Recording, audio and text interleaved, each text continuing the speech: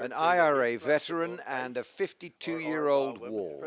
Myself and the likes of Ian, we believe in that deal with the walls, which are going to stay for the next 5-10 years, but to deal with the gates between the two communities, where if we could get the gates to stay open longer and have more contact on either side of the gates, for us, that's a more feasible and a more realistic project. What are your priorities? It's to keep my children on this side of the wall safe from being involved in violence, safe being involved in ratting, safe from getting criminal records.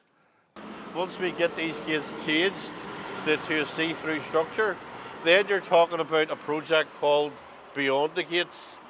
You say that so much. I mean, you really believe, basically, at an early age, as much contact as possible is what we're looking for. Exactly. So the more contact between the women's groups, between the residents groups, but particularly the youth.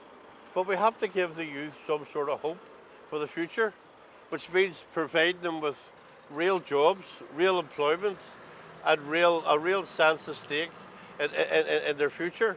Is it easier with guys of your generation? Yeah. I think it's so. funny that. Yeah. It's far easier. Well, that's it. Here we go. How are you? All right. All right. Good to see you. Yeah, that's it. So, well, Audrey. Robert's a very proud Republican, and I'm a very proud Unionist. And we work quite well together. We can disagree. Yeah, of course. But we can very often agree. And what we find agreement on are issues primarily impacting on working class communities. The alarming thing for me, who lives quite close to this gate, was that last week's violence, primarily here, was fought between working class kids. And some of the social and economic issues that were prevalent then still remain today. So there's 23 years they have not been tackled. That's what I'm trying to say. There's a deafness on what is just because the guns and bombs are silent, that's all you need to do. That's just the beginning of it, isn't it? Struggle never ends. Struggle changed from a military conflict to a political conflict. But now I think what Ian said and what we're both trying to say is we're trying to leave behind the religious conflict and to say, look, Ian's working class, I'm working class. Let's see what we have in common rather than what divides us. Nice anyway, so see you soon, mate. Okay, take care. Right, take care. That's good. Thank you, Robert. Thank you, Robert. Well, that was really interesting for me to see you guys obviously have done a lot of work together. You obviously know each other quite well.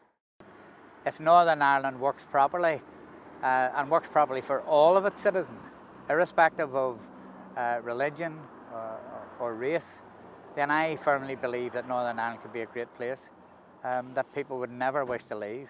Policy and promises may exist at a political level, but it's so clear that much of the real work to be done is in the shadow of the wall.